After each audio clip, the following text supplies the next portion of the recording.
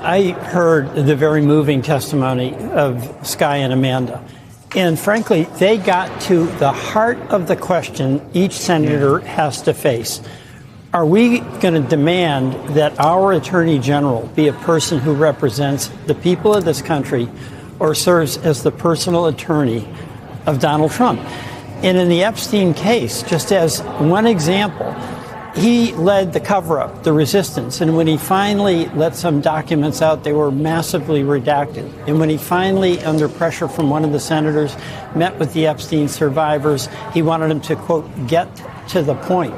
So what Skye and Amanda, I think, really revealed is that we have a right as citizens of this country to expect that the Attorney General be there first and foremost for us and for our Constitution, and not as the personal attorney for the President of the United States. And clearly, Todd Blanche, capable a person as he is, and it's a sad story, he went from a promising, idealistic young man basically to a servile servant of the President.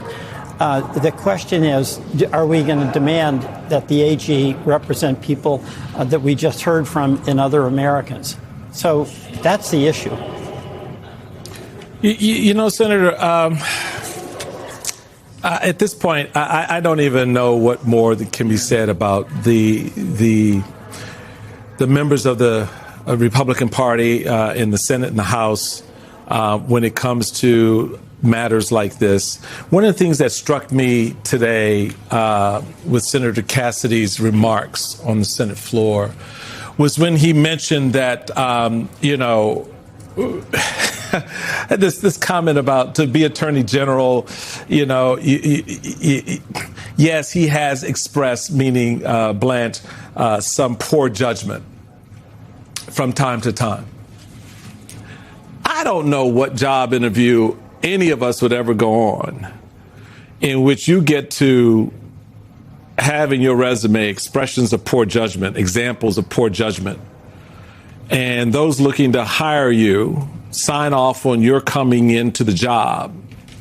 Just blow past that. Well, just blow past Michael, the fact that you've expressed poor judgment and outwardly speak to it and say, basically, it's okay. We're going to bring somebody on board in one of the most important jobs in the country who I acknowledge has poor judgment, and give them power.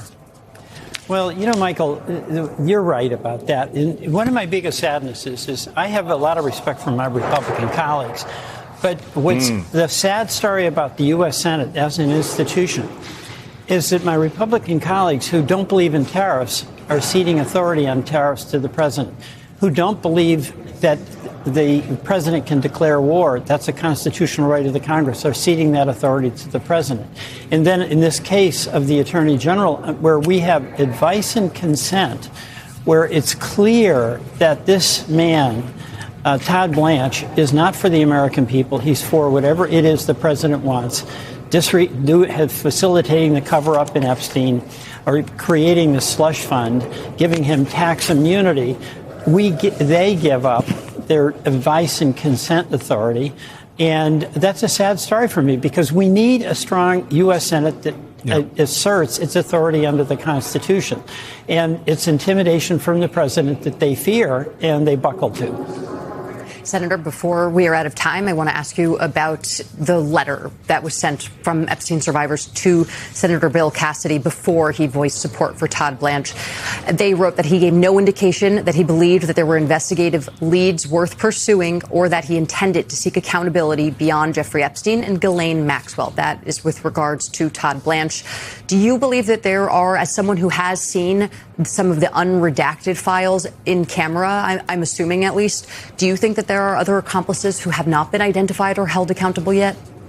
I don't know that, and I don't want to speculate on it. But what I do know, and we all know, and is absolutely clear, is there has been massive resistance from the Justice Department, from the Trump administration, about being forthcoming and giving unredacted files.